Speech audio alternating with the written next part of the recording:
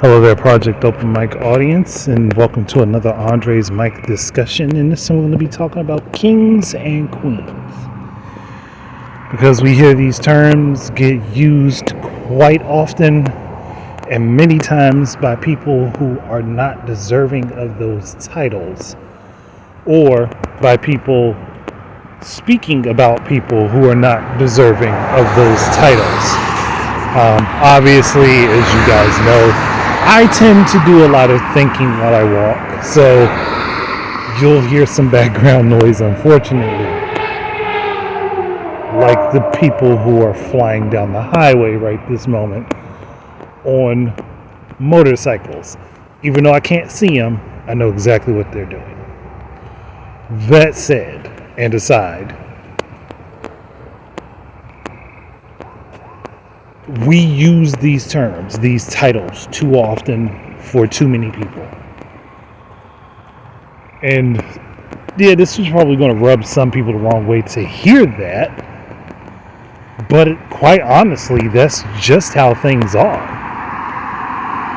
Because I don't know about everyone else, but when I think of a king or a queen, and I'm thinking about the aspects of a king and a queen, what those things represent, I'm not seeing it in many of the people that I hear get this term tossed around about them, or that use it like it doesn't fit them. It really truly does not fit them. Oftentimes you'll hear somebody calling someone a king or queen just based on their racial profile, or if they're doing something that appears outwardly worthy of some sort of praise. Half the time people do that stuff to get the praise because they really don't care otherwise. But that's still not the main reason that I have gripes with the usage. Because again, I just go back to, what is a king supposed to be? What makes a man qualified to be a king? Wouldn't it be someone who has their own, is taking care of their own, is doing their own?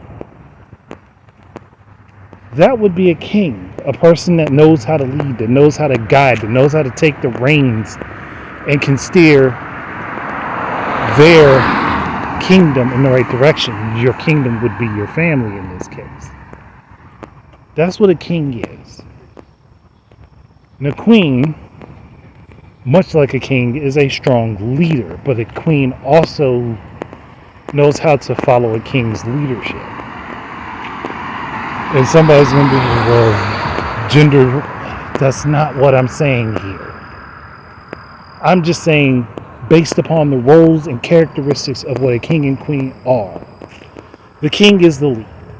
The queen is just as strong of a leader as the king, but still follows his lead.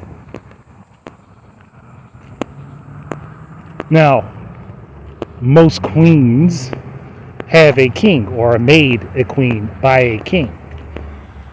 Not all, but most. But you don't get made a king by a queen. That's just not how it works. It's not how it's ever worked, even though I think that that's weird. But it's never worked that way.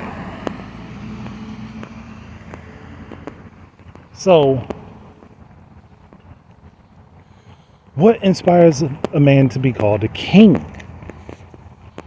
Again, you can go with the things I laid out. He's taking care of what he's supposed to. He's doing what he's supposed to. He's out there working his best.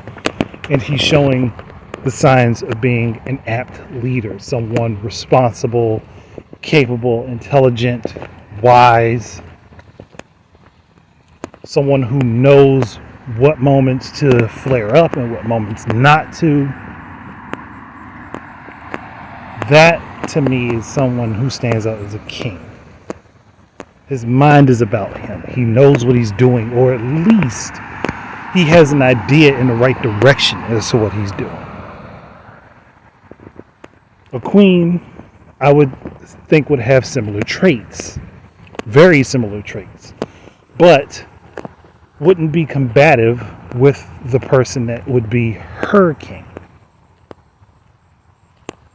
But just like, say, she had to do for herself, she had to do her own. I do think that is worthy of being considered a queen, as long as your attitude and thought processes are presenting what a queen is. Someone who is successful but takes their time to shit on other people, that's not a queen. That's not a king. Those are not worthy traits. You don't spend your time touting what you have. You spend your time bettering yourself, bettering things for your family, for those you're close to, because that would be the people that are part of your kingdom. And a king is nothing if he has no kingdom. You can't be a king without a kingdom. Much the same as being a queen. You can't be a queen if there's no kingdom to serve. And I think people forget that. The king serves his people. He doesn't make them do what he wants. He serves his people. He does what he can for his people. Much like the queen does the same. She does for her people. She does for her king. And these are things that are done not of a selfish mindset.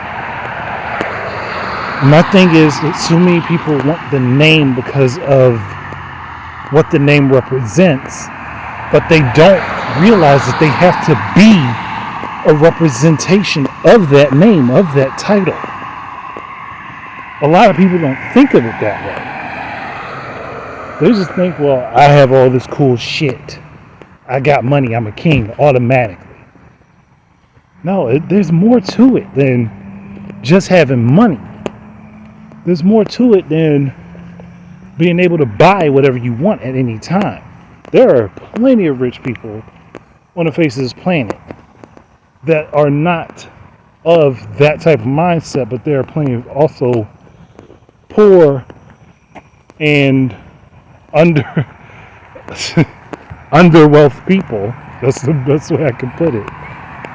Who would be kingly or queenly by their stature and thought and how they approach the world.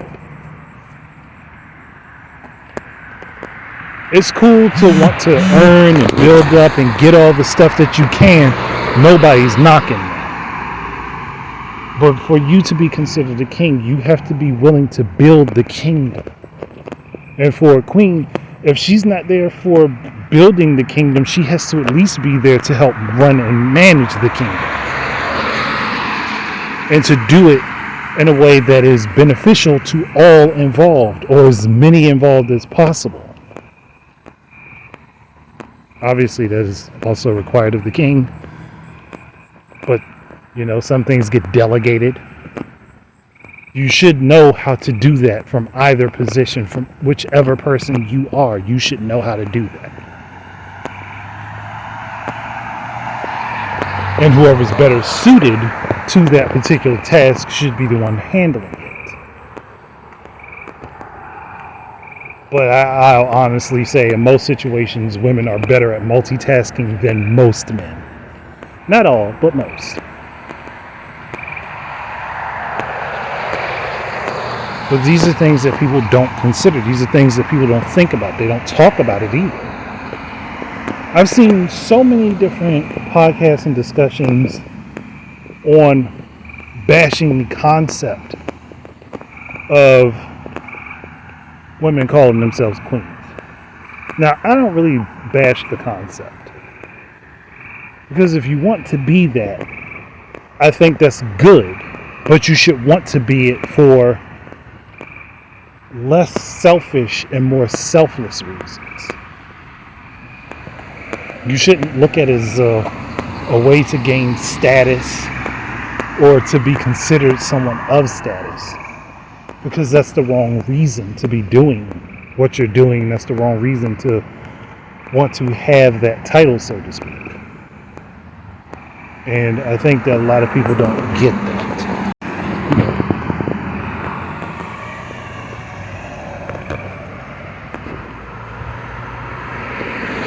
Whereas I'm one of the mindset that I don't consider myself to be a king, mostly because of my current situation. But I'm of the mindset to become one. I'm of the mindset of the thought process. I'm of that cloth. And I don't say it where it's like, okay, well, I'm obviously one because I work hard and I do this and that and the other, and my life is moving in a positive direction. Those are good things. Those are great things even. But the purpose isn't self-serving. The purpose is for the betterment of others, those around me, those close to me. So I'm not there yet because of things that have happened. And at one point I did consider myself to be there, but as I look back on it, I don't think I ever really was worthy of that title. Not just yet. Not at any prior point in my life was I worthy of being considered that. I'm closer to worthy of it now, but still not quite there. Where there are so many more people that are just assuming that they're worthy of it just because they say so. Again, words have meanings. Yes, meanings change over time. But some meanings should not change. Or they shouldn't change so drastically that the bum on the side of the road can consider himself a king and everyone will praise him. Or maybe not praise him, but everyone would think he can legitimately say that.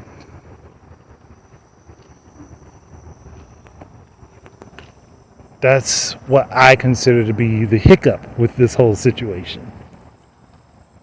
And I think that a lot of people have forgotten that in order to be that, you have to be willing to sacrifice of yourself for others.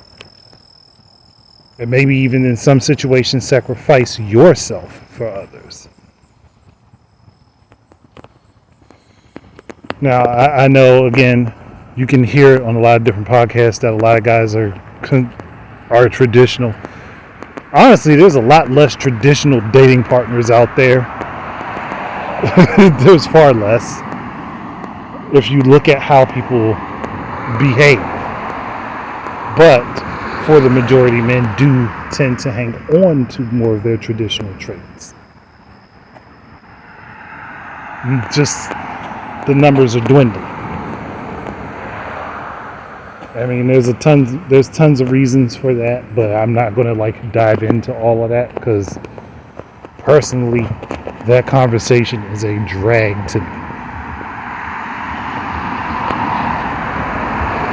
But I do think that people who wish to be considered the king or queen should put the work into being the king or queen. Work to become that. Work to be the representation of it. To be the best representation of it that you can be. Don't treat it as just a word to be said, but make it worth being said about you.